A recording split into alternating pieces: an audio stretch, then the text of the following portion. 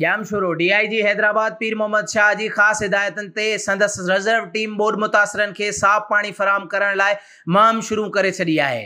DIG पीर Mohammad Shah Hyderabad division के समूरन ज़िलनि जामशोरो, मटियारी, दादू, टंडो अलायार, टंडो मोहम्मद खान, ठटे ऐं सिजावल में बोड मुतासरन के साफ़ पानी की फरामी लाइ पंहिंजे स्टाफ के पाबंद करे छॾियो आहे।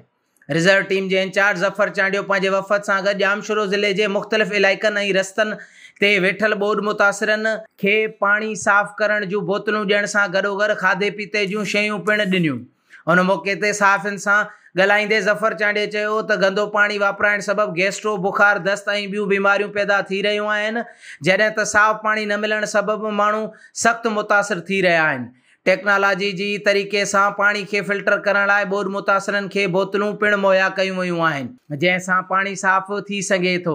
हिननि चयो त सफ़ेदपोश घराणनि जा कुटुंब तमामु घणा परेशान आहिनि, जेके खुलियल आसमान हेठि माण्हुनि विच में रहण लाइ नथा चाहिनि, जिन खे पिणु बहितरीन जॻह ते पहुचाइण जूं कोशिशूं करे रहिया आहियूं। हिननि चयो त दादू, मेड़, फरीदाबाद, खैरपुर, नाथन शाह, वारे, कंबर, शदादकोट खां जामशोरो लॾे आयल मुतासरन खे 300 ख़ैमा ॾियण जो फ़ैसिलो पिणु कयो वियो आहे।